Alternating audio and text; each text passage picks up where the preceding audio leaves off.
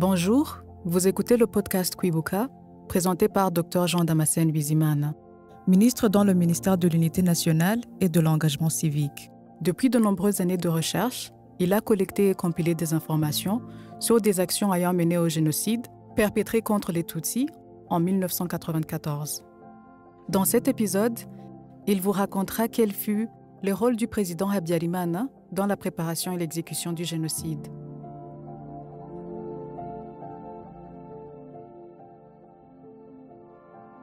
Le génocide perpétré contre les Tutsis au Rwanda il y a de cela 30 ans, entre avril et juillet 1994, fut le résultat d'une implication individuelle des autorités politiques et militaires, à la tête desquelles se trouvait le président de la République, le général-major Juvenal Habyarimana, et son entourage le plus proche, constitué autour de sa femme Agathe Kanziga. C'est un génocide d'État, un génocide de proximité, commis sur des voisins par des voisins, sur instigation des plus hauts responsables du pays. Dans cette première série inaugurale de la présentation des principaux faits préparant la 30e commémoration du génocide commis contre les Tutsis au Rwanda, nous allons commencer par démontrer le rôle du président Habyarimana dans la planification et l'exécution de ce génocide. Le conflit armé engagé par le Front patriotique rwandais le 1er octobre 1990 en vue de libérer le pays d'un régime criminel notoirement connu, a servi de prétexte à la bande de dignitaires du président Habyarimana pour préparer d'exécuter un plan d'extermination systématique totale de tous les Tutsis du Rwanda et une liquidation des Hutus opposés au plan génocidaire. La mise en œuvre de ce plan d'élimination des Tutsis n'était un secret pour personne, car les officiers rwandais l'évoquaient sans se cacher. Les ambassades et chancelleries occidentales présentes à Kigali l'ont mentionné à leurs États respectifs, en particulier les diplomates français, pourtant très proches du régime Habyarimana. La responsabilité personnelle du président Habyarimana dans la préparation de ce génocide est située dans le fait d'avoir planifié lui-même sa conception et de l'avoir soutenu dans tous les secteurs de la vie civile, politique et militaire entre 1990 et 1994.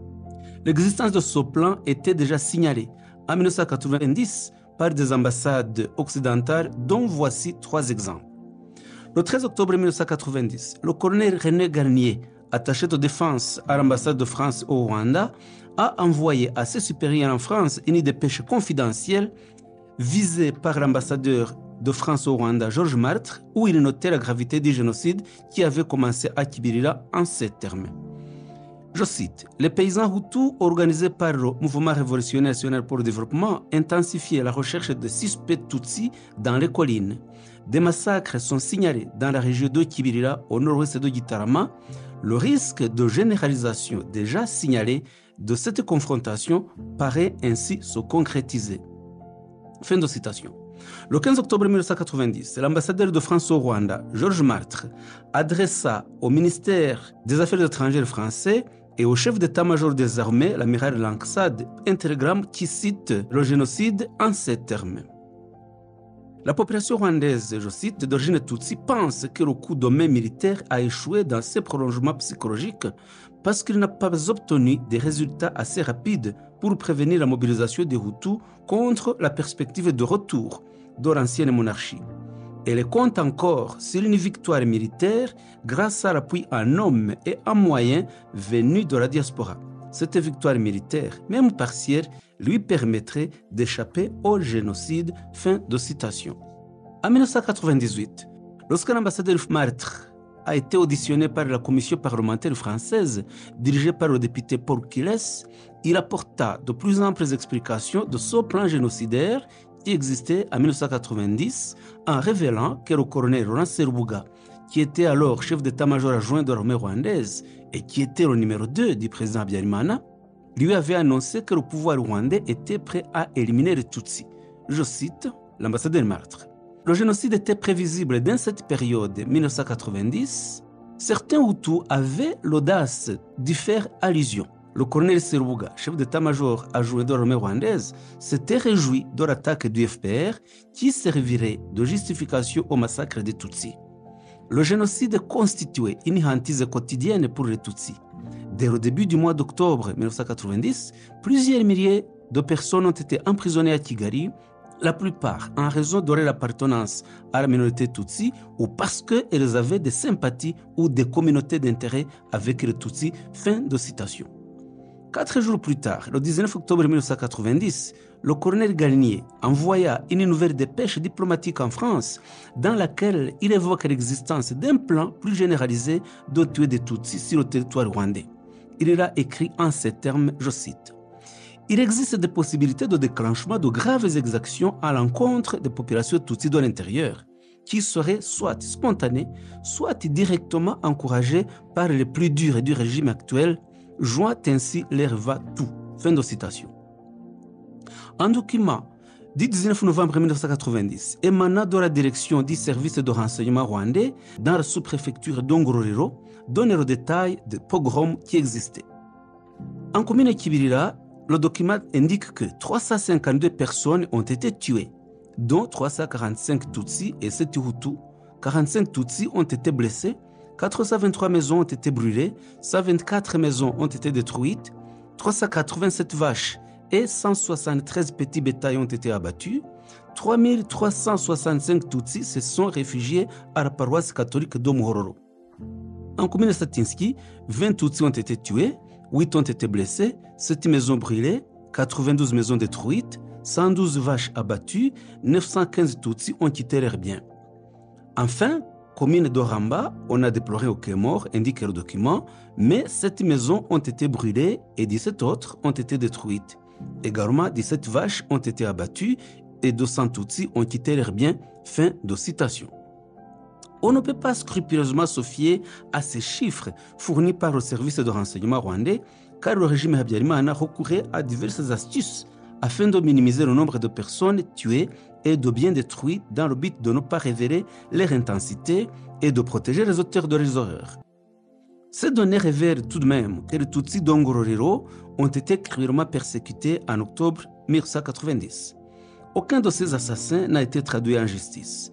Le premier et plus haut responsable de cette impunité de fait est le président de la République, Juvenal Habyarimana, chef suprême de la magistrature du Rwanda à l'époque des faits. Un autre fait marquant qui montre la responsabilité du président Habyarimana dans le plan génocidaire au début de sa conception en octobre 1990 a été la traque aux civils Tutsi qui a débuté dans la nuit du 4 au 5 octobre 1990. Pour ce faire, le régime du président Habyarimana a monté une mise en scène de l'attaque du FPR en tirant dans la ville de Kigali. Après cela, les gendarmes, militaires, les bourgmestres, les conseillers de secteur, les agents du service de renseignement ont perquisitionné des résidences et ont arrêté de nombreuses personnes, majoritairement Tutsis. Le nombre de personnes arrêtées se situait autour de 10 000. Aucune d'entre elles n'avait commis d'infraction. Il s'agissait tout simplement de Tutsis qu'on accusait d'être des complices du FPR ou de Hutus soupçonnés d'être de connivence avec des Tutsis. À titre d'exemple, le regretté abbé Modeste Mungwarareba, qui était alors directeur du petit séminaire de Karwanda et professeur de chimie à l'Université nationale du Rwanda, a été l'un de ceux qui ont été détenus à la prison de Butare.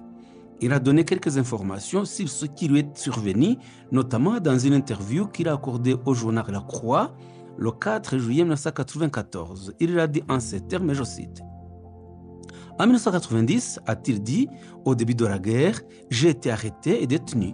J'ai passé 6 mois en prison sans savoir pourquoi j'étais détenu. Ils avançaient que j'avais eu des relations avec le FPR parce que je suis Tutsi. Pourtant, je ne savais rien du FPR. » Fin de citation. Le 18 octobre 1990, le ministre de la Justice, Théoneste Mujyanama, a tenu une conférence de presse sur l'arrestation et la détention de ce qu'il appelait les complices du FPR. Pour justifier le grand nombre de Tutsis arrêtés et détenus, il a déclaré que, je cite, « Le fait d'appartenir à la même ethnie que ceux qui ont attaqué le pays les place dans la catégorie de ceux qui doivent être plus soupçonnés que les autres. » Fin de citation. Le montage des accusations sur base ethnique a été source de déni de justice à l'encontre de plusieurs personnes. L'on ne peut parler du rôle du président Habyarimana dans la préparation du génocide en laissant de côté le terrible discours qu'il a tenu le 17 novembre 1992 dans un meeting de ses partisans au stade de Ruhengeri dans lequel il annonçait clairement le génocide en demandant au secrétaire général du MRND d'acheter des uniformes nouveaux pour les miliciens interahamwe, de les habiller comme il faut, en prenant soin de dire publiquement que le moment venu, le président donnera des ordres à lui-même pour faire la descente avec ses miliciens. Cette expression, descendre avec les Interahamwe, visait en premier lieu le fait de s'en prendre aux Tutsis qui étaient alors considérés indistinctement comme ennemis de la République. Le 25 novembre 1992, le parti MDR a adressé une lettre au président Habyarimana dans laquelle le MDR dénonçait une attaque perpétrée dans la commune de Shyorongi le 17 novembre 1992 par les Interahamwe accompagnés de militaires en tenue civile. Cette attaque était dirigée par le bourgmestre de Shyorongi, Alexandre Hitimana, qui avait distribué des fusils.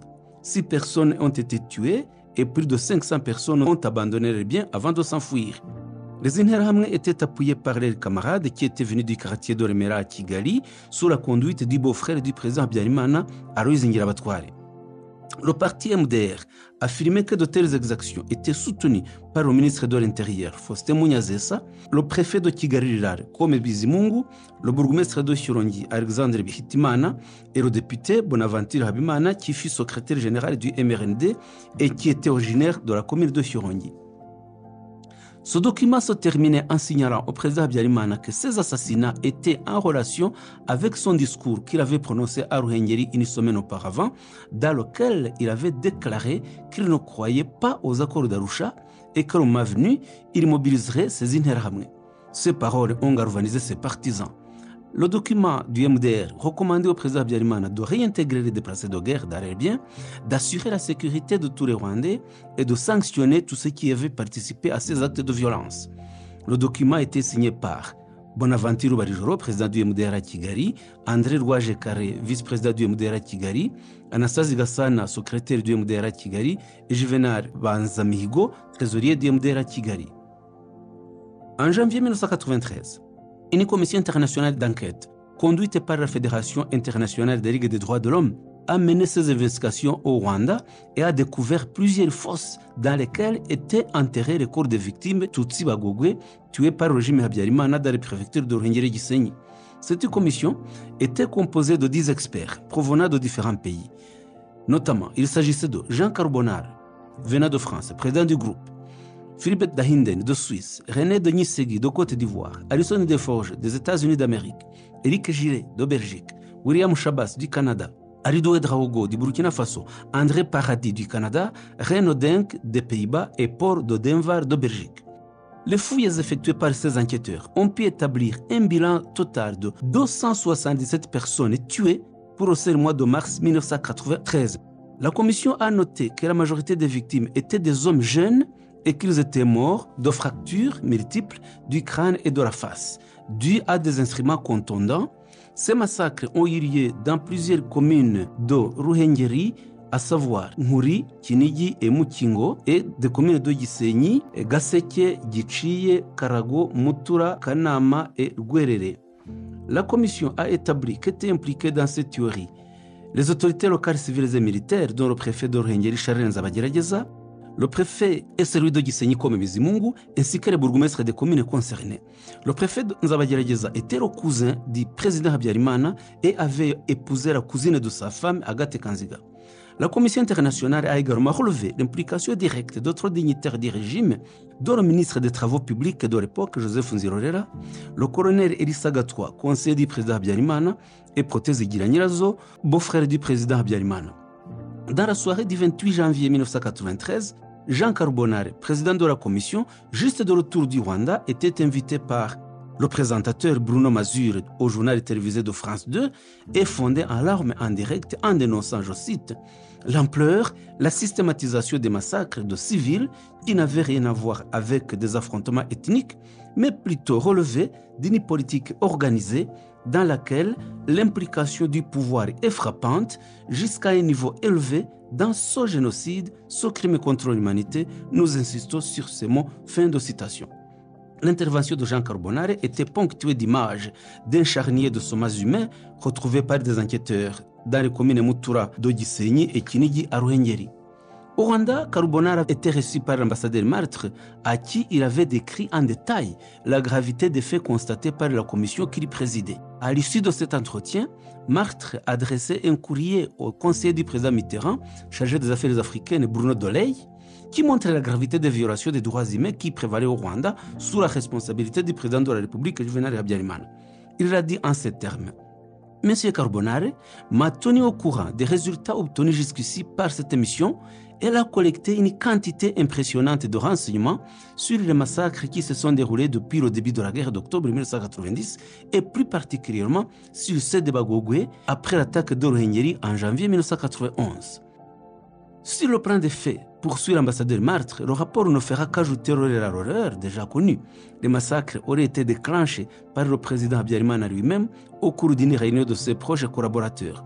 Au cours de cette réunion, l'opération aurait été programmée avec l'ordre de procéder à un génocide systématique en utilisant, si nécessaire, le concours de l'armée et en impliquant la population locale dans les assassinats, sans doute pour rendre celle-ci plus solidaire dans la lutte contre l'ethnie ennemie. Fin de citation. Les résultats de cette commission ont provoqué la réaction de la Commission des Nations Unies pour les droits de l'homme, qui a décidé d'envoyer au Rwanda son rapporteur spécial chargé des exécutions extrajudiciaires, sommaires et arbitraires, maître M. Bakr Warindiaye, de nationalité sénégalaise. Celui-ci a rendu son rapport le 11 août 1993, dans lequel il établit que, je cite, la population Tutsi est la cible d'attaques et de massacres à grande échelle menés par des éléments des phares, des autorités administratives et des milices du MRND et de la CDR. Cette théorie pose clairement la question du génocide, a conclu l'expert. Bakr Warindiaye indiquait que ces massacres étaient organisés par le pouvoir et visaient les Tutsis en leur qualité de groupe ethnique et ajoutait qu'un risque de génocide existait au Rwanda si rien n'était fait par les Nations Unies pour le prévenir. En effet, au moment où M. Ndiaye et son équipe effectuaient l'enquête au Rwanda, tout un programme de préparation du génocide était mis en œuvre par le régime du président Habyarimana. Citons la création des radios et des médias prêchant la haine, le recrutement et l'entraînement militaire des milices et l'armement, la création des partis politiques extrémistes, la distribution des machettes et armes dans la population choisie sur une base ethnique, l'établissement des listes de personnes à tuer, etc. Durant la période du 31 janvier 1993 au 13 février 1993, sur l'ordre du président Habyarimana lui-même, sous la pression du colonel Bagosora, il fit signifier au ministre des Affaires étrangères Boniface Ngurinzira, issu de l'opposition, qu'il était relevé de ses fonctions de chef de la délégation du Rwanda aux négociations de paix d'Arusha et il fut remplacé momentanément par le ministre de la Défense, Jim Sigasana, du parti présidentiel MRND. Cette décision a été fortement dénoncée par le premier ministre Dismas Nsengiyaremye. À cette époque, les négociations devaient aborder la question de la fusion des deux armées et les extrémistes ne voulaient plus de Ngurinzira à cause de sa probité. Cette décision démontre à souhait que le président Habyarimana et ses extrémistes ont voulu écarter le ministre Ngurinzira des négociations de paix d'Arusha parce qu'il n'appréciait pas le fait qu'un intéressé était favorable à ces négociations, l'accusant même d'avoir vendu le pays parce qu'il était pour le partage du pouvoir entre le MRND et son opposition.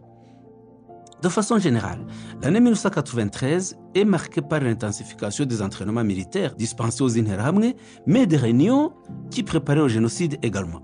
Quelques-unes de ces réunions connues sont les suivantes. Le 17 novembre 1993, le chef d'état-major de l'armée, le colonel Deogracias Nsabimana, a dirigé une réunion au camp militaire de Byumba, qui comprenait des officiers originaires de cette préfecture. À l'issue de cette réunion, il a été décidé que tous ces officiers devaient mobiliser les troupes ainsi que la population pour venger les frères massacrés par le FPR, disait-il. Le communiqué du journal Le Flambeau numéro 3 du 6 décembre 1993 mentionne des massacres de grande envergure et note, je cite, « Ce qui est honteux, c'est qu'il ne prévoit pas de se venger du FPR, mais plutôt de se venger en massacrant les Tutsis de l'intérieur du pays. » Fin de citation. Le 2 novembre 1993, Joseph Nzirorera, secrétaire général du MRND, a dirigé une réunion qui s'est tenue à Remera, dans la ville de Kigali rurale, qui regroupait tous les chefs des Interahamwe. Cette réunion a décidé le lancement d'une guerre civile dans l'ensemble du pays, à commencer par Kigali et ses environs, puis dans les villes de Gitarama, Nyanza, Butare et Rwamagana. Ces villes étaient ciblées en priorité parce qu'elles étaient densément peuplées de Tutsis et de Hutus de l'opposition. Le 20 novembre 1993, le président Juvenal Habyarimana a dirigé une réunion à son hôtel Rebero l'Horizon à Kigali. et de clôturer les réunions précédemment évoquées.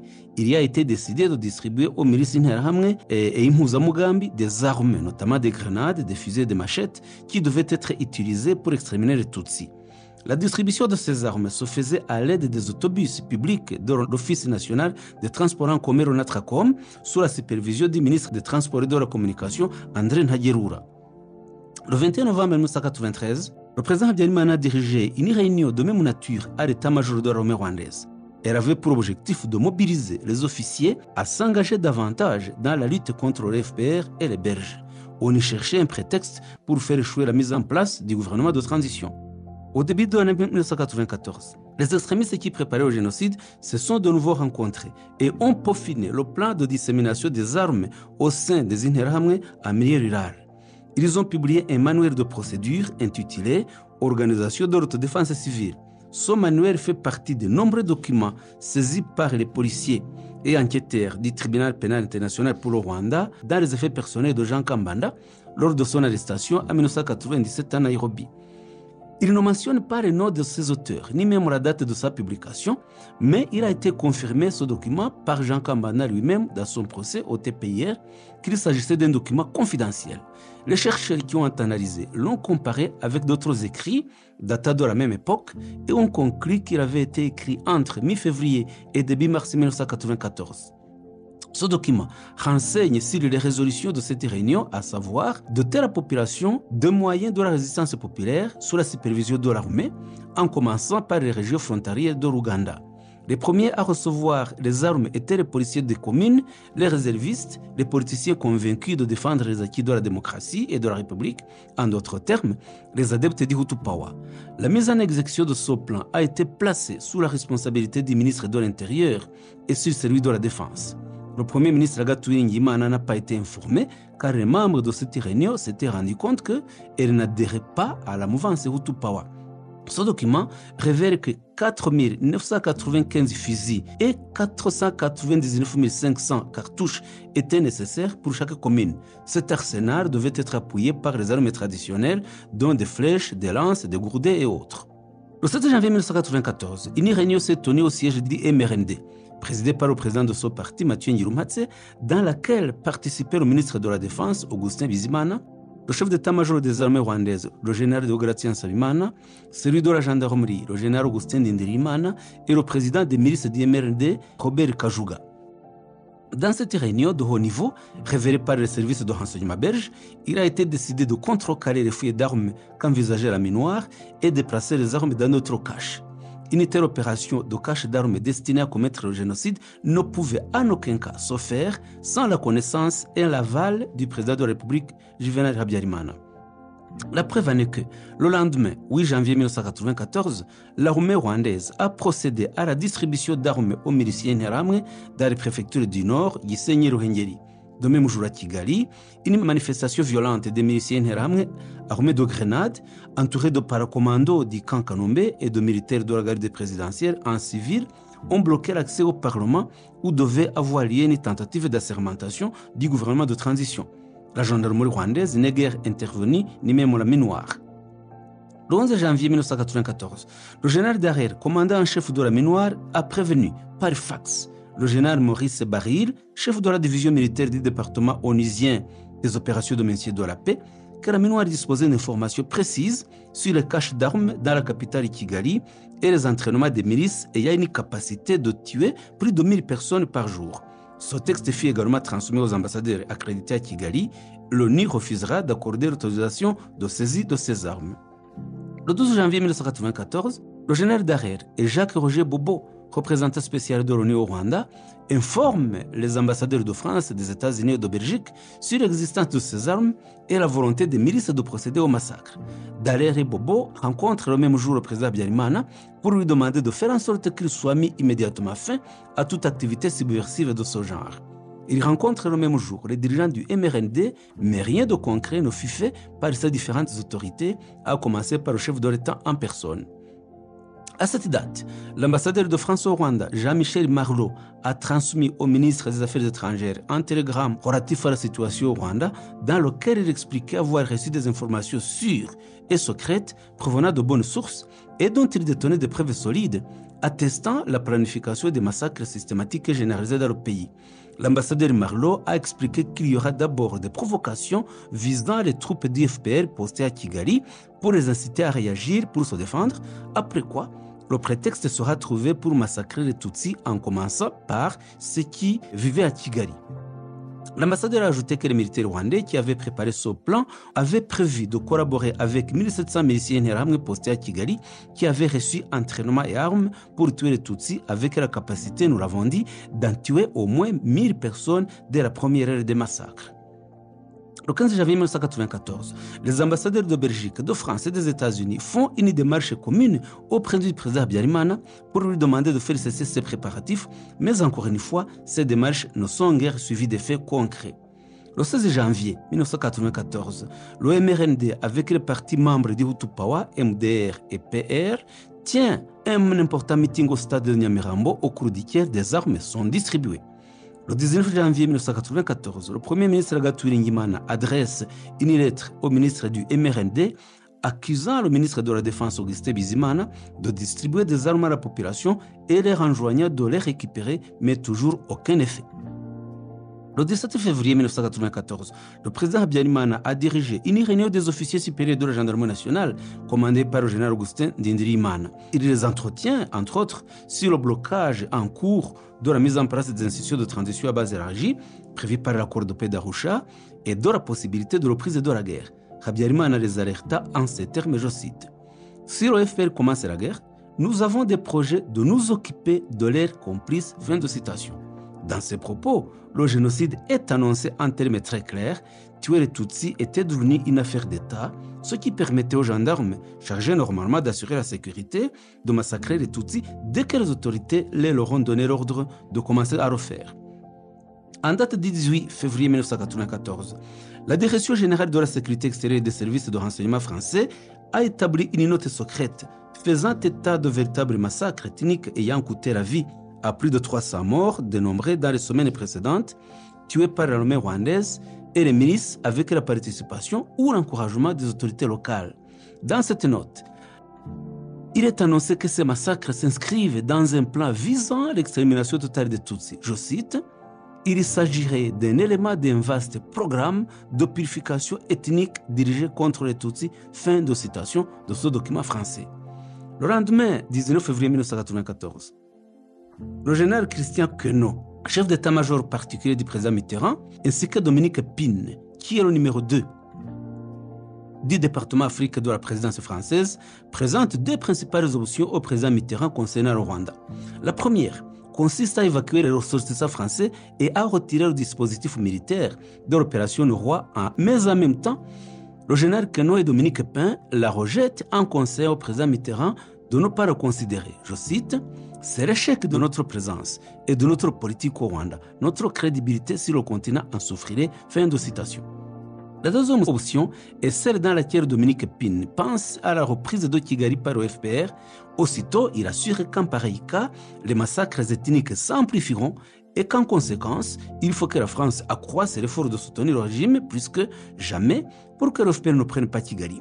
Au clair, les autorités françaises savaient que le régime du président Habyarimana envisageait le génocide, mais persistait dans leur volonté de l'appuyer inconditionnellement. Tous ces signes avant-coureurs montrent à suffisance que le génocide commis contre les Tutsis résulte d'un plan finement élaboré par le régime du président Habyarimana. Le 20 février 1994, le chef d'état-major de l'armée rwandaise, le général Nsabimana Deogracias, a montré à son cousin Jean Berkimas Birara, qui fut gouverneur de la Banque nationale du Rwanda, une liste de 1500 Tutsis qui devaient être assassinés. Dans un journal belge daté du 24 mai 1994, Birara révèle avoir transmis cette information aux membres d'une délégation que l'Union européenne avait envoyée au Rwanda, ainsi que spécialement à l'ambassade de Belgique.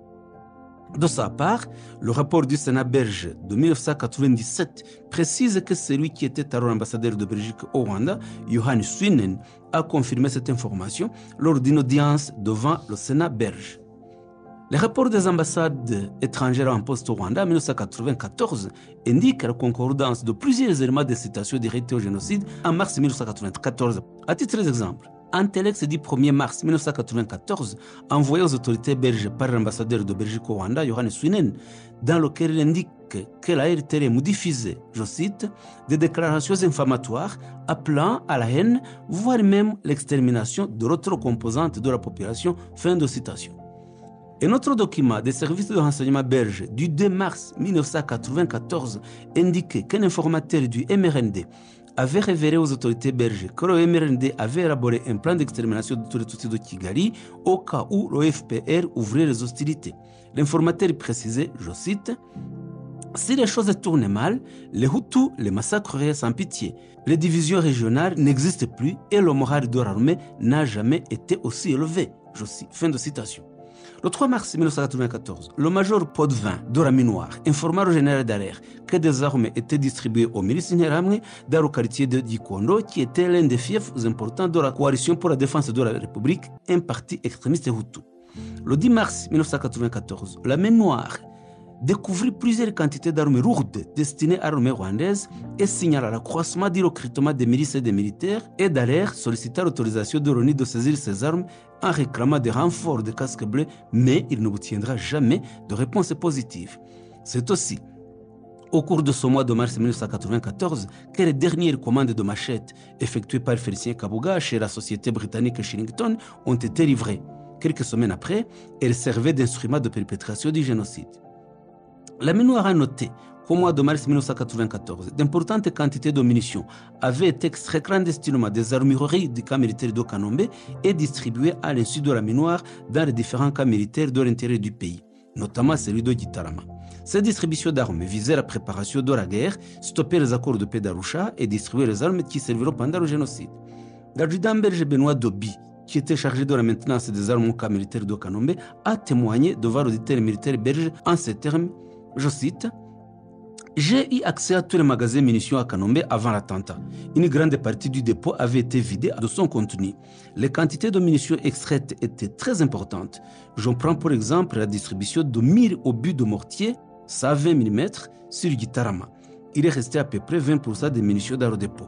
Cela se passait environ un mois avant l'attentat sur l'avion du président Habyarimana et il a fallu toute une semaine pour le transport. Un lieutenant des forces armées rwandaises m'a dit que c'était en prévision d'une attaque FPR, mais je pense pour ma part que cette action était faite pour échapper au contrôle des observateurs de l'ONU. Je sais que les chiffres fournis par l'état-major des forces armées rwandaises à l'ONU étaient faux, car ils ne tenaient pas compte de ce qui avait été distribué en masse. Seul comptait la situation dans le magasin quasi vidé. Beaucoup de déplacements de munitions ont été faits pendant la nuit, m'a révélé un coopérant militaire allemand. Fin de citation. En effet, le fait de cacher des armes à la Minoire avait pour but d'empêcher celles-ci à en contrôler l'utilisation pour que l'armée rwandaise puisse les utiliser pour des massacres qui ne pouvaient pas être empêchés par la Minoire, dont le mandat demandait à celle-ci à se concentrer essentiellement sur la ville de Kigali. Le 29 mars 1994, les commandants militaires de l'armée rwandaise se sont de nouveau rencontrés et ont déterminé la stratégie de défense des quartiers de Kigali et la traque et la neutralisation d'infiltrés dans différents secteurs de la ville. Dans le rapport de cette réunion destiné au ministre de la Défense et au chef d'état-major de l'armée, il a été décidé que ces unités militaires et réservistes auront la responsabilité de dispenser les entraînements aux civils en étroite collaboration avec les autorités administratives. Le rapport notait que le ministre de l'Intérieur et celui de la Défense devaient rassembler rapidement les armes à distribuer aux civils qui exécuteront l'opération. Le commandant des armées de la ville de Kigali a porté à la connaissance des participants que dans la plupart des quartiers de la ville, la mise en place des groupes et d'exécution du plan avait été achevée, qu'ils attendaient seulement dans les plus brefs délais la distribution des armes et d'autres équipements. Cependant, ils ont évoqué au cours de cette réunion l'insuffisance des armes qui de surcroît nécessitait une formation des civils ainsi que les problèmes liés au maniement des armes traditionnelles. Il a alors été ordonné au commandant militaire de la ville de Kigali de dresser en urgence la liste des militaires qui n'étaient pas dans la caserne. Le préfet de la ville de Kigali, le colonel Tarcisse Selenzaho, avait également reçu l'ordre d'en faire autant pour les réservistes et donner des informations sur les civils dignes de confiance. Le lendemain, le préfet de Kigali a envoyé au chef d'état-major de l'armée une liste sur laquelle figuraient de nombreux noms de réservistes et de civils susceptibles d'être recrutés pour la mise en application de ce plan. La liste mentionnait le nom, la cellule, le secteur et la commune de résidence de chaque personne retenue.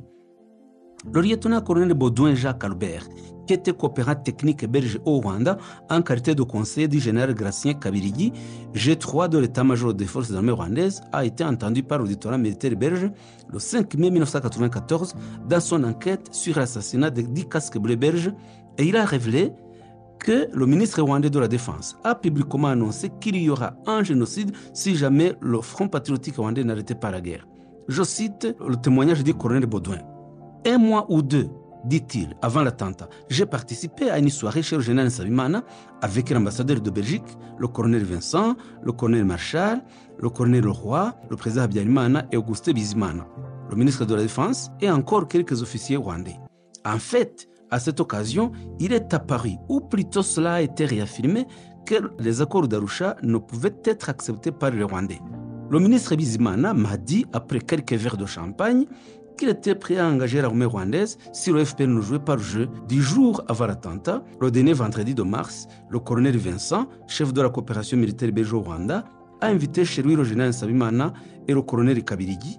Et lors de cette réunion, ils ont encore clairement affirmé que les accords d'Arusha n'étaient pas possibles et qu'éventuellement, ils accepteraient des élections anticipées et que si on voulait absolument imposer le processus d'Arusha, il leur était possible d'éliminer le FPR et les Tutsis et que cela prendrait une quinzaine de jours au maximum. Ils semblaient sûrs d'eux-mêmes. Fin de citation. La somme de tous ces faits démontre que le génocide perpétré contre les Tutsis entre avril et juillet 1994 a bel et bien débuté en 1990 sous la responsabilité directe du chef de l'État, Juvenal Habyarimana, et que ce génocide est procédé d'une organisation méthodique et méticuleuse, bien élaborée, sous l'autorité du général Habyarimana et qui atteignit son comble en 1994.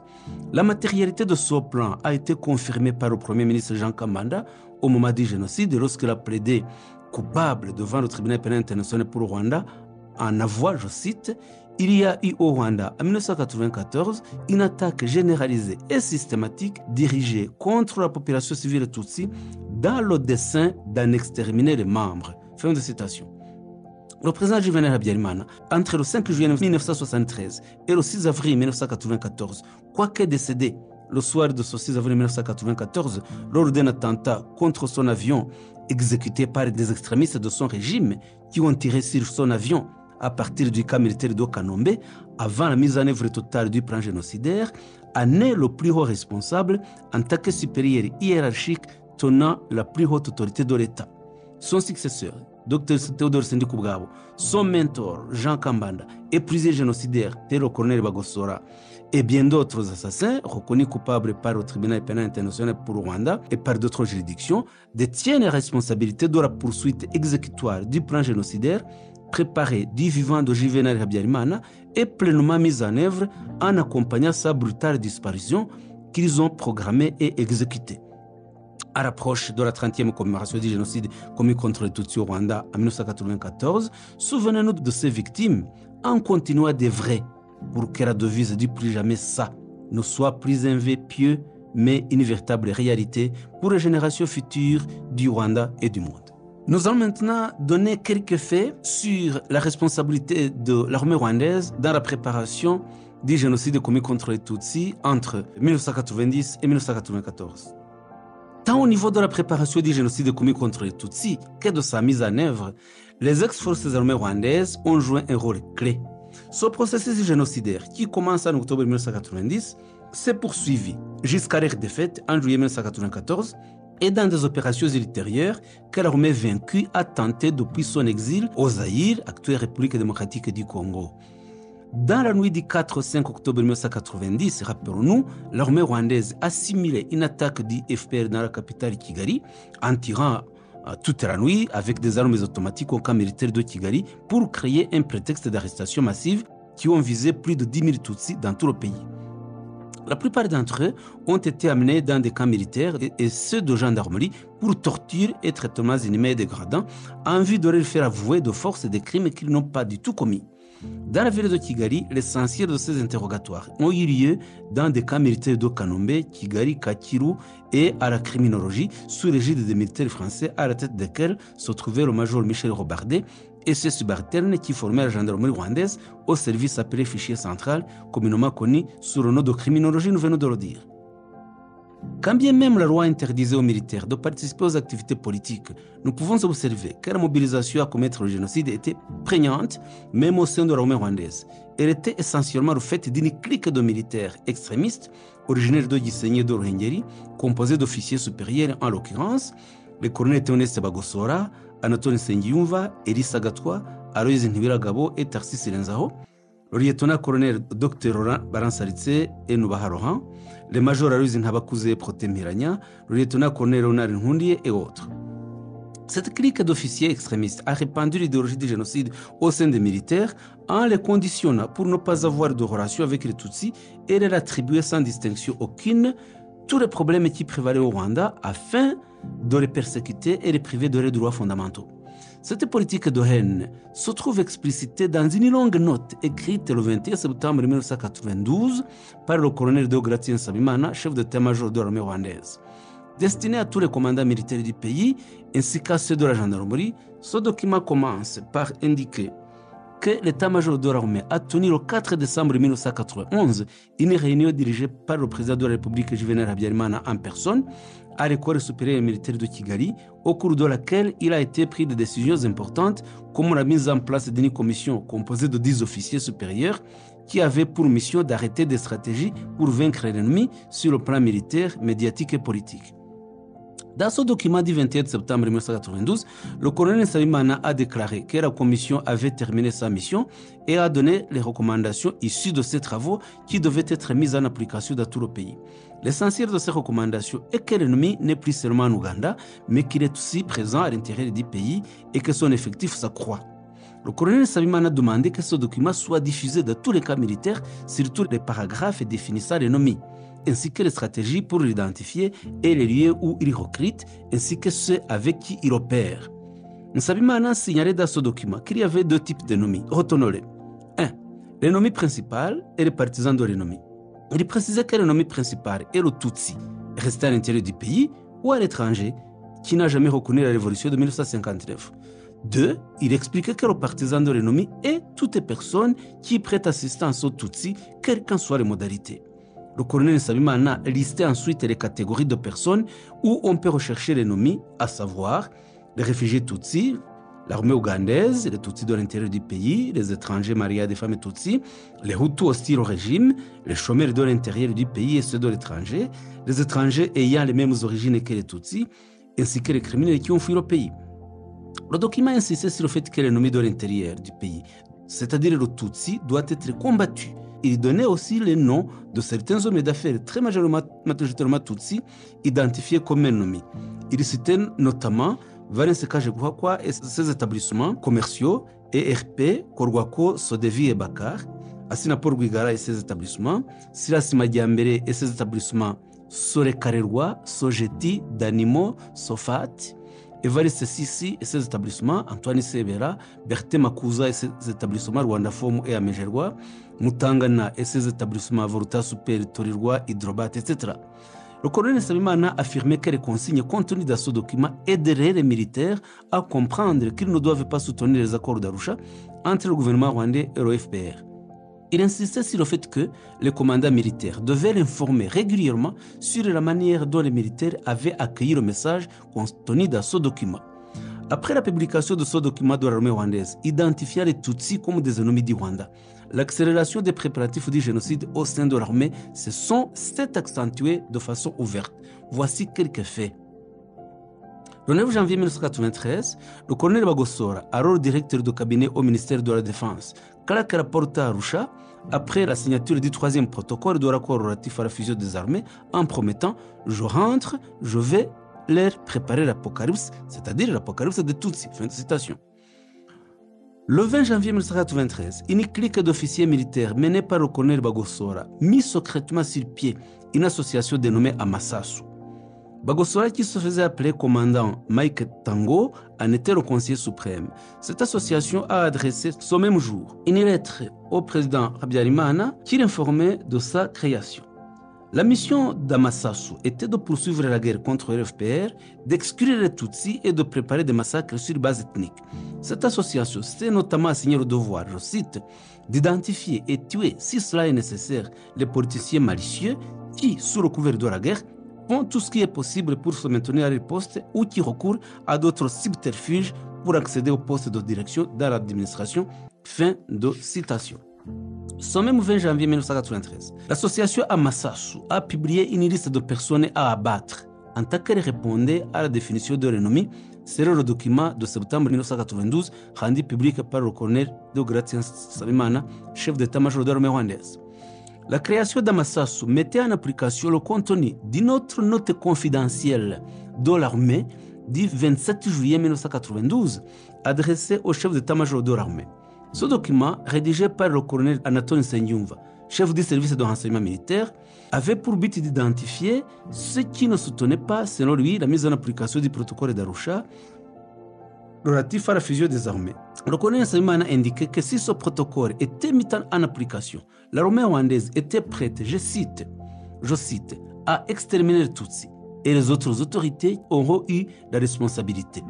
Elle se vengera contre les officiers supérieurs qui auront fait des concessions aux civils de mettre en application ce qu'ils veulent sans les décourager. Fin de citation.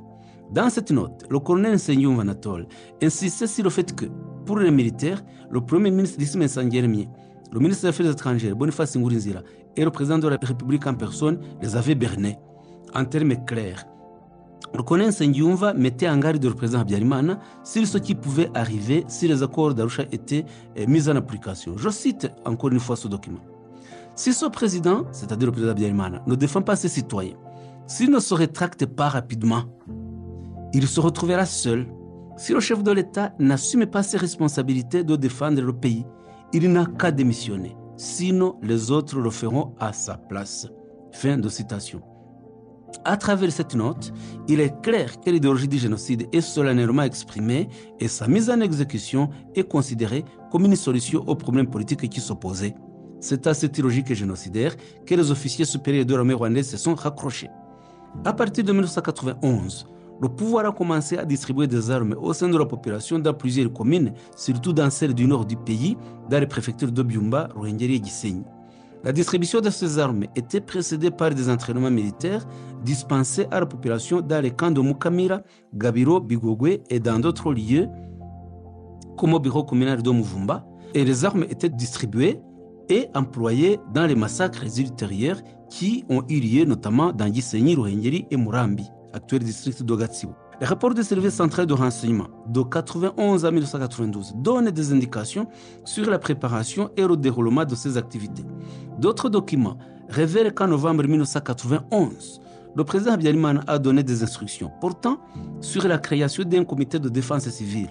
En effet, le 26 septembre 1991, le responsable du service central de renseignement dans la préfecture de Byumba, Vincent Rwirahira, a diffusé une note de service qui rendait compte d'une réunion de sécurité tenue dans la sous-préfecture d'Ongarama.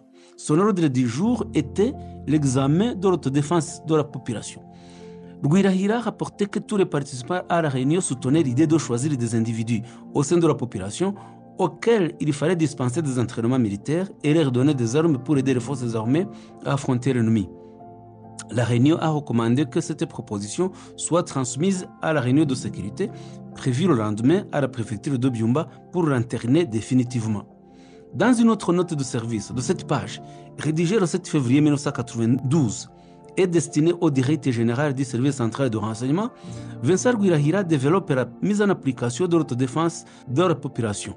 Il relate qu'à cette date, la réunion de sécurité de la préfecture de Byumba s'est tenue à Muvumba pour examiner le fonctionnement de l'autodéfense civile et que la décision a été prise de l'améliorer en distribuant d'autres armes et en poursuivant les entraînements militaires dispensés aux civils. Rwirahira rappelle que le ministère de la Défense est disposé à fournir 300 armes à distribuer à la population civile, en commençant par les habitants des frontières de Byumba et Ruhengeri. Rwirahira explique que la réunion a finalement décidé que 180 armes seraient distribuées aux habitants de la préfecture de Byumba et que les autres seraient destinées à ceux de Ruhengeri. À Byumba, les armes ont été distribuées de la façon suivante. Commune Muvumba, 76 armes. Commune de Kiombe, 40 armes. commune Kivuye 40 armes et commune Kyumba 24. La réunion a aussi décidé qu'il fallait recruter discrètement 250 jeunes hommes placés sous l'encadrement des bourgmestres conjointement avec le conseil de sécurité de leur commune. Ces jeunes recrues devaient être envoyés au camp militaire de Gabiro afin de recevoir des entraînements militaires du 20 janvier au 5 février 1992. En outre, la réunion a confirmé que la commune de Kiombe, qui à l'époque faisait partie de la préfecture de Byumba et qui se situe actuellement dans le district de Gicumbi, a recruté 120 jeunes hommes qui devaient recevoir des entraînements militaires à Murindi. Ceux de la commune de Kyumba étaient de 72, ceux de Kivuye seraient pour la première fois répartis en deux pelotons de 60 jeunes. Tous seraient entraînés près de leurs bureaux communaux. Rwirahira réaffirme que le nombre des membres de la réunion de sécurité de la préfecture de Byumba se sont félicités de cette initiative qui devait décourager l'ennemi et renforcer la confiance entre la population et l'armée. En ce qui concerne la coordination entre l'armée et les jeunes recrues, Rwirahira précise que la réunion a décidé que les jeunes se répartiraient en 3 équipes qui devaient se succéder tous les 3 jours dans les opérations militaires. Chaque équipe serait encadrée par au moins 2 militaires, là où elle serait déployée pour sauvegarder la sécurité. Le rapport de Rwirahira ajoute que la mission des recrues était d'appuyer les forces armées dans la lutte contre l'ennemi, de le pourchasser sur les collines et qu'une fois identifié, de le remettre aux militaires. Quant au recrutement des jeunes, Rwirahira signale que la réunion de sécurité a décidé que les recrues seraient des personnes âgées entre 18 et 45 ans et reconnues comme étant des patriotes. Il précisait que même la population qui ne serait pas recrutée continuera à être mobilisée pour soutenir l'opération et qu'elle apprendra le maniement des armes blanches. La réunion a en fait donné des instructions pour suivre l'évolution de cette opération au jour le jour. Dans le rapport suivant, Rwirahira a informé le directeur général du service central de renseignement que le ministère de la Défense avait accordé au ministère de l'Intérieur les 300 armes sollicitées et que ce don avait été apprécié. Mais il notait qu'on avait désapprouvé le retard du Minadef pour l'envoi des armes alors que le président Habyarimana l'avait personnellement recommandé. Pour Rwirahira, cela prouvait qu'au sein du Minadef, il y avait des collaborateurs avec l'ennemi. Le 20 janvier 1992, le ministre de l'Intérieur, Faustin Munyazesa, a adressé une lettre au préfet de Ruhengeri de Gisenyi en leur recommandant de coopérer avec les commandants militaires de ces préfectures et de se concerter pour la procédure de distribution des armes et la dispense des entraînements militaires à la population. Il leur demandait de faire le suivi de cette opération, de s'y engager et de lui en faire rapport par fax.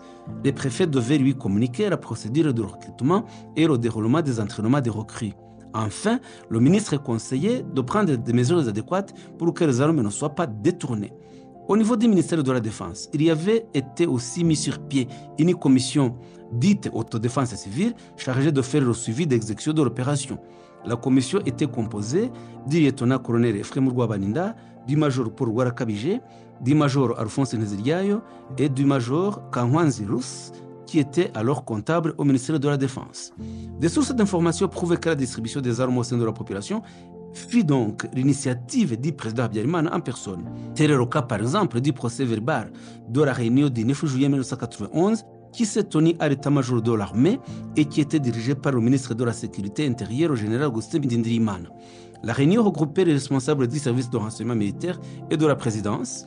Les participants étaient le lieutenant-colonel Laurent Rutayisire, qui était le numéro 2, le G2 chargé des renseignements à la gendarmerie nationale, le lieutenant-colonel breveté d'état-major Ephraim Rwabaninda, G3 à l'armée rwandaise, le commandant gendarme Pierre Claver Karangwa, responsable du service de renseignement généraux à la gendarmerie, Justin Munyaneza, agent du service central de renseignement, Ephraim Ndangamira, agent du service central de renseignement, et le lieutenant-ingénieur Grégoire Rutakamize de la gendarmerie rwandaise, qui était rapporteur de la réunion. Le procès verbal de cette réunion indique que l'ordre du jour était d'évaluer la mise en exécution rapide de la proposition du président de la République relative à la sécurité nationale. Ce dernier, donc le président de la République, avait déclaré, je cite, « La population doit recevoir des outils adéquats et suffisants pour protéger la sûreté nationale de telle sorte que personne n'osera plus attaquer le pays dans l'avenir. » Fin de citation. La réunion a confirmé que les moyens de mettre en application cette initiative du président de la République étaient réunis dans la mesure où la majorité de la population était composée par des jeunes. L'idée de mettre en place la structure, qui a été appelée plus tard Interahamwe, est clairement donc mise en évidence par les recommandations de cette réunion. Un officier du contingent belge de la Minuar, qui était chargé de faire le suivi quotidien de tout ce qui se passait au Rwanda et d'en faire rapport à sa hiérarchie, l'a donné dans sa note aux autorités belges. En effet, le rapport du Sénat belge de 1997 sur la responsabilité de la Belgique vis-à-vis du génocide perpétré contre les Tutsis a révélé que le lieutenant Nils, qui était chargé de cette mission, avait adressé à l'état-major de l'armée belge un total de 29 rapports couvrant la période allant du 19 janvier au 11 mars 1994, avant qu'il ne soit remplacé par le lieutenant de Cooper. Le Sénat belge, après lecture et analyse des rapports quotidiens qu'avait rédigé le lieutenant Nice, affirmait que celui-ci avait fourni des preuves jour pour jour de la planification par l'État rwandais de l'extermination des Tutsis par l'armée rwandaise. Le lieutenant Nice a expliqué que les forces armées rwandaises étaient contre les négociations de paix d'Arusha et qu'il avait personnellement pris connaissance d'une lettre qui avait été adressée aux officiers rwandais qui confirmaient cet état d'esprit. Ces informations ont été confirmées par le colonel Walter Baris, un des officiers du contingent belge de la Minoire, lors de son audition en 1997 devant le Sénat belge, et il réitéra les mêmes propos lorsqu'il fut entendu en 2007 par la commission Mucyo. Le 29 mars 1993, le général Deokratia Nsabimana, chef d'état-major des forces armées rwandaises, a présidé une réunion secrète pour rationaliser les opérations d'autodéfense civile qui visait à inciter la population Hutu à tuer les Tutsis et à leur procurer des outils nécessaires en vue de réaliser cette entreprise criminelle. Au cours de cette réunion qui a regroupé les dirigeants de la ville de Kigali, les principaux chefs militaires, les responsables des partis politiques de la faction Hutu Pawa, Impuzamugambi et Interahamwe, des armes supplémentaires pour la perpétration du génocide ont été distribuées aux tueurs. Cette réunion très secrète a été rapportée dans le rapport des députés français dirigé par Paul Kiles en 1998, où ils ont expliqué sur base d'un document secret du ministère français de la Défense que la réunion s'était tenue dans le plus grand secret et que le gouvernement français avait son procès verbal. Ce rapport des députés français rappelle que l'opération de distribution d'armes aux miliciens Interahamwe avait déjà été rapportée le 22 janvier 1992 dans le télégramme envoyé par le colonel Bernard Kissak, qui était alors un haut fonctionnaire de l'ambassade de France à Kigali, où il était chef de la coopération militaire entre le Rwanda et la France. Dans son télégramme du 22 janvier 1992, en effet, le colonel Kissak avait indiqué que la distribution d'armes était dirigée par le ministre rwandais de l'Intérieur et du Développement communal et effectuée dans les préfectures du nord du pays, à savoir Gisenyi, Ruhengeri et Byumba, et qu'ils étaient distribués aux hommes et aux jeunes hommes sélectionnés par les autorités, tandis que ceux qui ont reçu des armes ont été formés à leur utilisation par les forces armées rwandaises.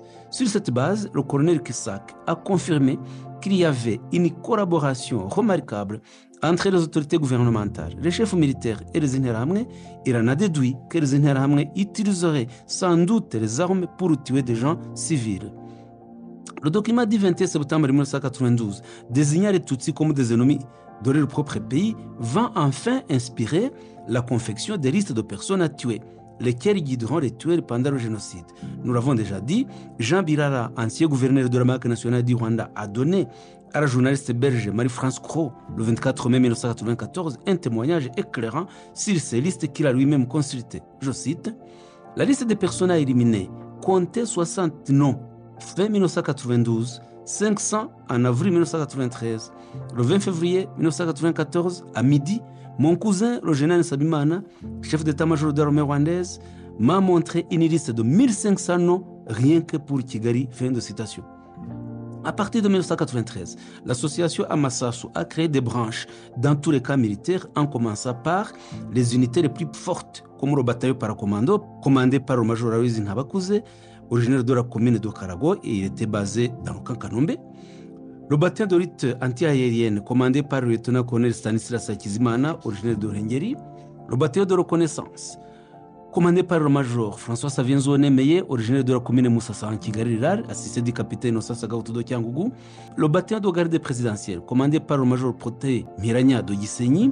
Le bataillon d'artillerie de campagne, commandé par le major Aloys Mutabera.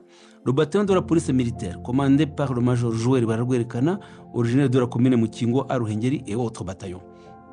Dans le groupement de la gendarmerie nationale, ont dispensé des conférences similaires en partant des camps qui abritaient un grand nombre de gendarmes, comme le groupement de Kachiru, qui était commandé par le lieutenant-colonel Jean-Marie Vianney Nzapfakumunsi, le groupe mobile commandé par le lieutenant-colonel Laurent Munyakazi, le groupe d'intervention commandé par le major Juvenal Mouangira, le groupe d'inspection et de renseignement commandé par le major Damien Bourakari, l'école de gendarmerie nationale commandé par le major Augustin Boudoura, le groupement de gendarmerie commandé par le major Emmanuel Munyawera, le groupement de Gisenyi commandé par le major Apollinaire Biganiro, le groupement de Kibuye commandé par le major Jean-Baptiste Jabo, le groupement de Butare commandé par le major Siriaki Habyabatuma, le groupement de Rwamagana commandé par le major Havugiyaremye, le groupement de Gikongoro commandé par le major Christophe Bizimungu, gravement malade du sida dont la direction était en réalité exercée par le capitaine Faustin Sebouhoura, un extrémiste de haut niveau qui s'est activement engagé dans le génocide. Il y avait aussi le groupement de Kiangougou commandé par le major Vincent Munyarugerero. D'une façon générale, ces conférences enseignaient aux militaires et aux gendarmes comment se préparer à l'assaut final afin de se débarrasser des Tutsis et de tout politicien qui soutenait la fusion des deux armées. Une autre preuve de l'idéologie du génocide qui caractérisait les membres de la Massasu et de la gendarmerie rwandaise, et de l'armée rwandaise aussi, est la lettre du 2 décembre 1994, écrite par le chef de la sécurité belge, qui signalait que les membres de l'association à Massasu avaient prévenu le président Habyarimana que, je cite, la signature des accords d'Arusha sera considérée comme un signe de faiblesse de sa part et qui lui vaudra la fin de sa vie. Fin de citation. La sensibilisation des militaires à l'opposition de la fusion des armées a été suivie par l'élimination sporadique de quelques rares militaires tutsis qui faisaient partie de l'armée rwandaise. Certains mouraient empoisonnés, les autres étaient portés disparus. Au camp militaire de Kanombe, par exemple, un des adjoints du major Nabakuze, le lieutenant Sylvestre Nzabonariba, a tiré sur son compagnon tutsi aussi et au vu des autres militaires. La mort de ce militaire a été évoquée le 6 avril 2004 devant le tribunal pénal international pour le Rwanda dans le procès du major Nabakuze, ainsi que du colonel Bagosora et du colonel Nsengiyumva. Actuellement, le lieutenant Nzabonariba est détenu à la prison de Murindi et il a avoué qu'il avait effectivement commis ce crime. Dans les préfectures du nord du pays, notamment Gisenyi Ruhengeri, plusieurs massacres visant les Tutsis ont été commis par les militaires et les gendarmes entre 1990 et 1994 et cela s'est passé en toute impunité. Des Tutsis ont également été arrêtés et massacrés dans les camps militaires de Mukamira, Bigogwe et au camp de la gendarmerie de Gisenyi. En 1993, des étudiants Tutsis ont été éliminés à l'université de Mudende. De même que certains Hutus non affiliés au parti extrémiste Hutu Pawa qui ont été harcelés alors qu'ils tentaient de défendre les Tutsis. Des Bagogwe qui avaient fui les collines avant de trouver refuge dans l'enceinte de l'université de Mudende ont eux aussi été tués. Suite à ces actes criminels, la direction a décidé de fermer provisoirement l'université le 10 février 1993 et a demandé aux étudiants de rentrer chez eux. Sur le chemin du retour, certains étudiants ont été dénoncés par leurs camarades au motif qu'ils étaient des complices des FPR, alors que c'était un mensonge. Ils ont été arrêtés à une barrière tenue par des militaires rwandais. Ils ont été extraits des véhicules, puis ont été acheminés au camp de Mukamira où ils ont été torturés. Certains y ont trouvé la mort. Dans les témoignages délivrés par des rescapés de ces persécutions, certaines personnes affirment que des étudiants ont été tués dans ce camp de Mukamira en la présence de militaires français qui étaient au Rwanda à cette époque. Le rapport de l'Association rwandaise pour la défense des droits de la personne et des libertés publiques, publié en mars 1993, précise que ces tueries ont commencé dès le mois de mars 1991 sous la supervision du bourgmestre de la commune de Mutura où l'université était installée. Celui-ci collaborait avec les militaires du camp de Bigogwe. À cette période, 6 étudiants ont été tués et d'autres ont été grièvement blessés. Signalons également que même en octobre 1990, quelques militaires ont été injustement détenus, dont un certain Célestin Parimehutu du clan Bagogwe, originaire de la commune de Mutura. S'agissant des massacres commis en 1993 dans l'université de Mudende, il convient de se référer aux témoignages des étudiants rescapés de cette époque, dont celui de Jérôme Nyagatare, originaire de la commune de Murama, Gitarama. Nous disposons de la copie du témoignage écrit qu'il a livré le 9 mars 1993, alors qu'il sortait de son cachot situé dans le camp militaire de Mukamira.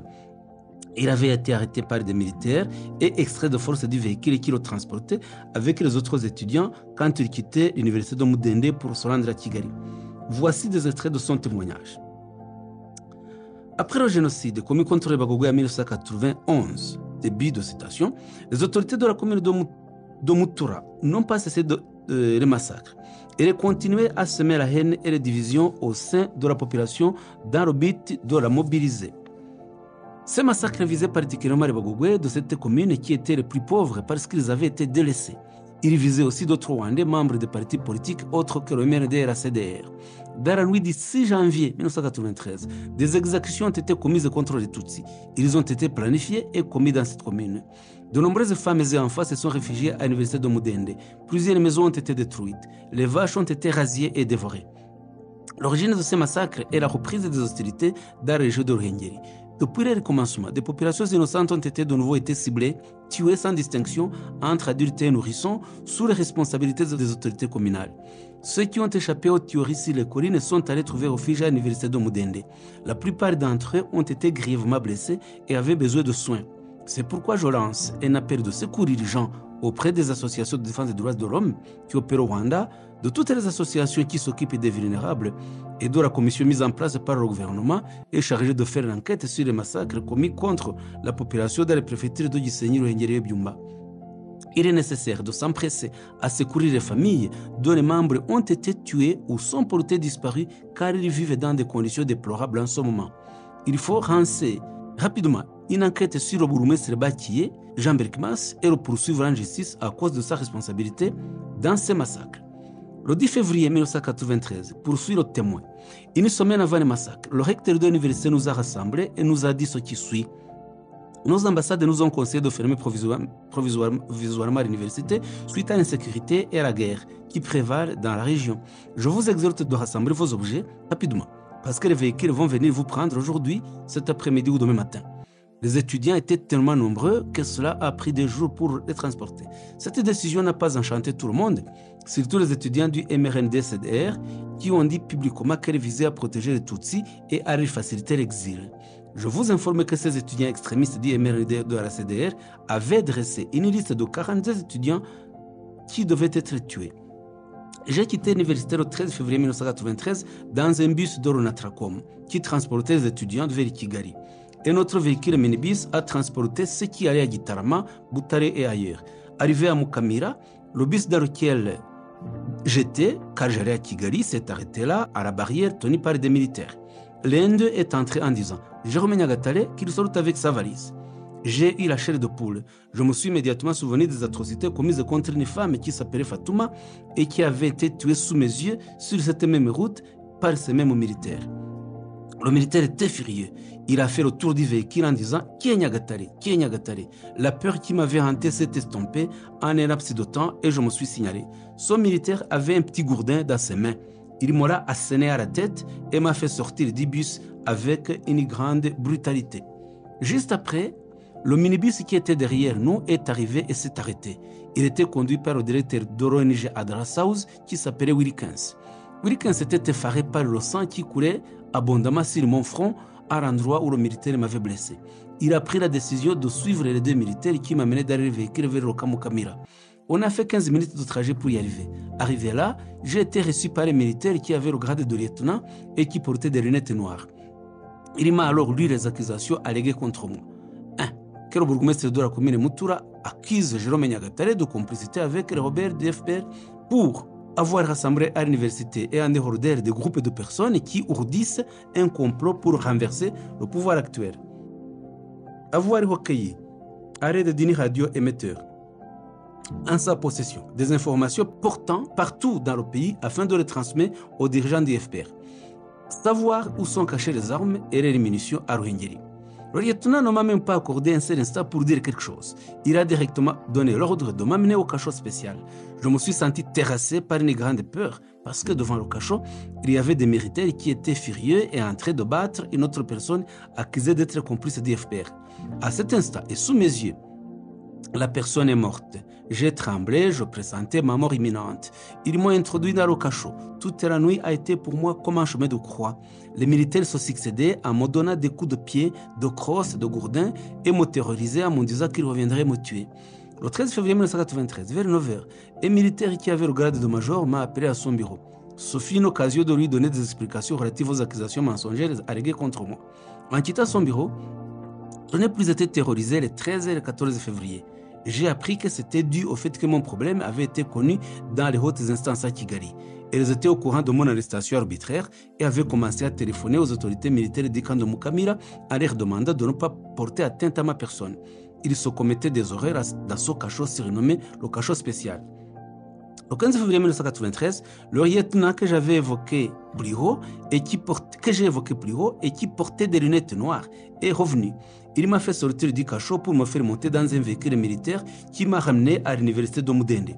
À la date de mon arrestation, le 12 février 1993, lorsque le véhicule dans lequel j'étais a été arrêté à la barrière de Mukamira, les militaires avaient une liste sur laquelle ils lisaient les noms de ceux qui devaient sortir du bus.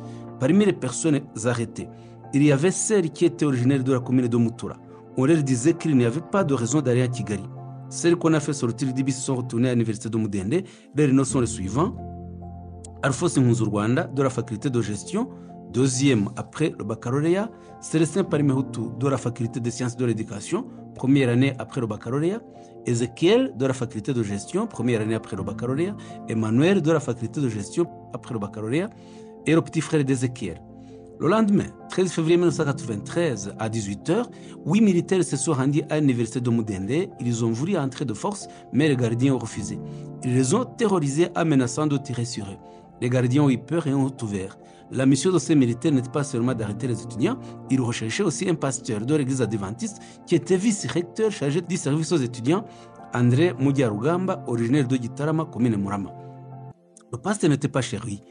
Et ils sont allés le chercher à l'église où il officiait des cérémonies de mariage. Ils sont entrés dans l'église qui était pleine et n'ont pas osé l'arrêter. Ils ont préféré interpeller 3 étudiants, Alphonse Nkunzurwanda, Célestin Parimehutu et Emmanuel. Des autres étudiants ont pu leur échapper en se faufilant entre les bâtiments de l'établissement. Tous ces étudiants étaient des Bagogwe, originaires de la commune de Mutura. Ils étaient célibataires, à l'exception de Parimehutu qui était marié et père d'un enfant. En 1991, il a été accusé d'être complice du FPR et a été détenu pendant 6 mois avec d'autres personnes et le nombre est dépassé 8000 détenus pour le même chef d'accusation. Au moment où j'écris ce témoignage, que ce soit les autorités de l'université ou les familles de ces étudiants, personne ne connaît leur sort. Personne ne sait où ils ont été tués et où sont leurs dépouilles. Bref, ils ont disparu. Fin de citation du témoignage de Jérôme Nyagatare. Bref, et de façon claire, ce témoignage de Jérôme Nyagatare montre la haine et l'idéologie du génocide qui était ancrée au sein des militaires du régime Habyarimana. Le 21 février 1994, le colonel Bagosora a inscrit dans son agenda personnel, découvert dans ses archives à Kigali en juillet 1994, l'urgence de faire la liste des services militaires afin de renforcer le dispositif de la guerre et du génocide. À cette époque, des rapports de la Minuar faisaient état de l'intention d'un groupe de criminels proches du pouvoir d'exterminer les Tutsis et de tuer les membres les plus influents de l'opposition. Des massacres de Tutsis sévissaient également dans plusieurs régions du pays.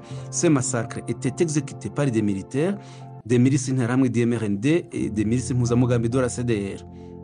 Le 30 mars 1994, le CLADO, une organisation rwandaise de défense des droits de l'homme, a publié un communiqué de presse dénonçant les attaques menées par les soldats rwandais, y compris ceux de la garde présidentielle et des Interahamwe, et a de nouveau en vain demandé dans ce communiqué que des mesures disciplinaires soient prises contre les autorités des soldats incriminés et le CLADO a exigé le désarmement des milices. Le régime Habyarimana a négligé l'appel du CLADO et a continué les préparatifs en vue de l'extermination totale des Tutsis. Le 4 avril 1994, dans une cérémonie qui se déroulait à l'hôtel Méridien à Kigali, le colonel Bagosora a publiquement déclaré qu'il était contre les accords de paix d'Arusha et contre le fait que le président se rende à Dar es Salaam pour signer les mises en application. Il a ajouté que le président Habyarimana serait abattu et que sa mort sera suivie par le génocide des Tutsis. Ces informations ont été fournies par plusieurs sources, dont le général-major Roha Munyakazi au cours de son procès qui s'est tenu devant la cour militaire rwandaise. Elles sont reprises dans la copie de son jugement en ces termes, je cite. Le 11 septembre 2006, la Cour a débuté le procès en demandant au général-major Roha Munyakazi d'expliquer ses propos lorsqu'il avançait que le comportement du colonel Bagosora et du lieutenant-colonel Renzao ressemblait à ceux des Interahamwe. Le général-major Munyakazi a expliqué que le 4 avril 1994, le colonel Bagosora, qui était le directeur de cabinet du ministre de la Défense, alors qu'ils étaient dans une réception qui se tenait à l'hôtel Méridien, a prononcé des mots graves qui prouvaient qu'il préparait l'extermination des Tutsis. Bagosora a déclaré être contre les accords d'Arusha et qu'il ne comprenait pas les raisons d'être qu'ils fussent signés, bien qu'ils fussent signés par le président de la République et le FPR. Il a dit qu'il ne voulait pas que le président de la République se rende en Tanzanie et que son avion serait abattu. Après avoir entendu les mots prononcés par Bagosora, le général-major Munyakazi, officier de haut rang, a pris la décision de faire un rapport confidentiel qu'il a remis au chef d'état-major de la gendarmerie en informant qu'il était en train de préparer des massacres contre les Tutsis ainsi qu'un attentat contre l'avion du président de la République. Le général-major Munyakazi a révélé à la cour que ce rapport a également été remis au colonel Sagatois, qu'il a appelé au téléphone pour l'inviter à s'expliquer à la présidence. Arrivé là-bas, le général-major Munyakazi a raconté au président Habyarimana les paroles prononcées par le colonel Bagosora qu'il avait entendues en public lui-même. Le président Habyarimana lui a demandé s'il y avait un autre officier supérieur qui les avait entendus. Le général-major Munyakazi lui a répondu que le lieutenant-colonel Nzabanita, surnommé dictionnaire, l'avait entendu et qu'il pouvait en témoigner. Le président Habyarimana lui a répondu qu'il était au courant de ces informations, mais lui a demandé de ne révéler à personne qu'il soit officier de l'armée ou de la gendarmerie. Fin de citation.